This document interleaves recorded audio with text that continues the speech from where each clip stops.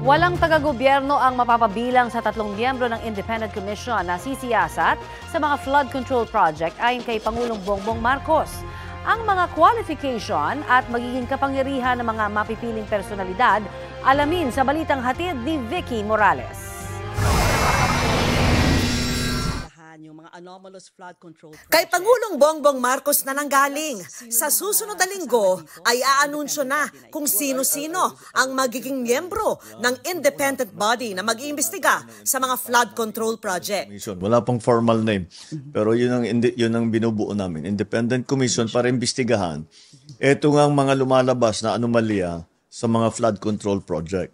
Yung mga personalities, ayoko namang maunahan ang actual na announcement dahil hindi pa solid talaga, pero malapit na. 3 ang magiging miyembro ng komisyon. At ayon sa Pangulo sa aking eksklusibong one-on-one interview nung Sabado, wala sa mga ito ang magmumula sa gobyerno. Paano sila maiba po sa mga existing agency like COA, Ombudsman? They're completely separate from government.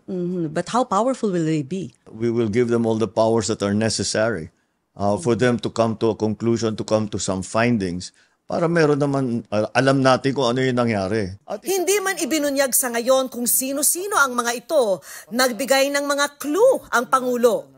Kailangan daw na mayroong abogado o isang justice. Kailangan din daw ng investigador at forensic accountant. Will they be able to even investigate the Congresspeople, the Senate? They will have the subpoena powers to investigate anything and anyone. Otherwise, then what they will have, sasabihin, may sacred cow na naman, o may pinoproteksyonan dahil kasama sa politika, whatever.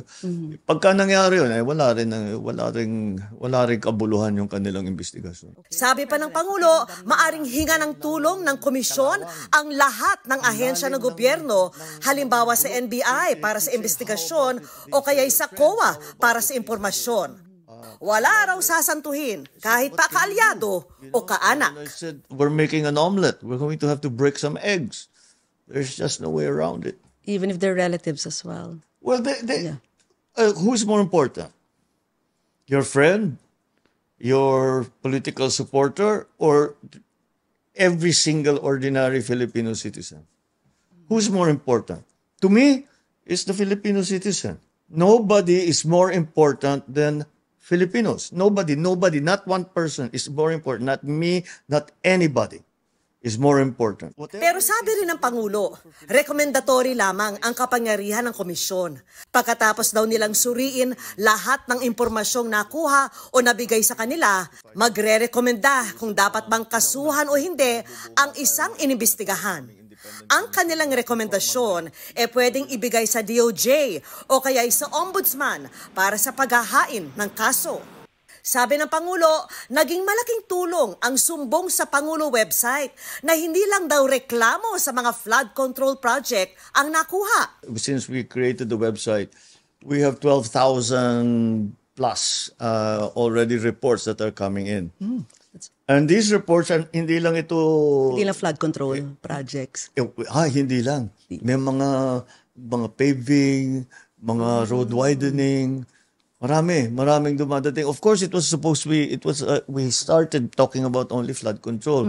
Pero syempre, nagkaroon ng tao ng line of communication sa akin na para makapagreklamo sila, ginagamit talaga nila. That has been very effective. And that's why I encourage everybody. Lahat ng hinihikayat ko kayong lahat. Pagka meron talaga kayong gusto ireklamo ninyo. Kamakailan, ang Pangulo mismo ang nakabuking ng mga ghost flood control project sa Bulacan na nabayaran na ng buo ng pamahalaan pero wala ni isang bakas at mistulang guni-guni lamang. Kung hindi guni-guni, substandard naman ang ilang proyekto na nadudurog agad ng inspeksyonin ng Pangulo. Lumabas din ang mga marangyang pamumuhay ng ilang mga kontraktor, pati na ng ilang district engineer, ng ilan umamin pang panay-panay ang pagkakasino. Sa laki at lawak ng nabunyag na mga katiwalian sa mga flood control project, tanong ko sa Pangulo, bakit paging ganitong ka-massive corruption? Nung ako'y governor, hindi ganito. At bukod pa sa laki ng halaga ng nakukuha ng kung sino-sino na tao na wala namang karapatan na bulsahin ang pera na yan, bukod pa ron ay hindi nila tinatago. Garapala na po. In your words, it's economic sabotage. Yeah. Kasi ngayon sila, walang pakialam. It did not happen overnight. Mm-hmm. This happened over many decades. And we have to figure out kung ano ba talaga ang nangyari para hindi na mangyari ulit, to put the safeguards in place. Ako, nasasyak ako, hindi ako makapaniwala na nandito na tayo na ganito na ang gobyerno na... But so many regimes, and it just keeps getting worse. So It did. The simplistic answer will be, paano tayo nagkaganto? Dahil pinabayaan. Mm-hmm. And what can we do? What we can do is to find out how this happened, who are the people that are involved, make them answerable for their wrongdoing, and fix the structure so this is not allowable. Mm-hmm. Okay. That's the word that I think that it became allowable. Okay lang.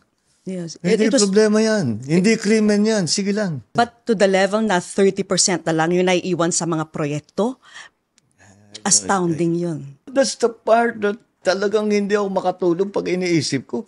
Paano tayo nagkaganto? I would think it's heartbreaking when you see all these Filipinos working so hard, tapos on the flip side, nakikita ko nyo yung massive corruption na nangyayari. No? I mean... No, I'm not disheartened. I'm not disappointed. I get very, very angry. How can you do this to people that have worked every day of their lives? Walang ginawa ito kundi magtrabaho. Nagsakripisyo ng mahirap for very little. Kukunin nyo pa sa kanila yon para bumili ng Rolls Royce. Babalik na naman ako doon sa nasabi ko kanina na ang lalim ng kalawang, ang lalim ng Yes. ng bulok. You're teary-eyed. Yes, because I'm very upset. No, because I see people having a hard time. And and they don't deserve it. Mabuti mga kumasamang tao yan. Dapat parusahan. Hindi naman eh. Ba't mo paparusahan? Para magpayamang ka? That makes no sense to me. Do you ever regret being president? No. Not for You didn't even pause to think. not for one moment. Why? Because I am given the opportunity to actually, the privilege, the opportunity and the chance to actually do something. All of the things that I complained about all my life, now I can do something about them. And that is the greatest privilege that anyone can be granted. So no, I don't regret. Vicky Morales para sa GMA Integrated News.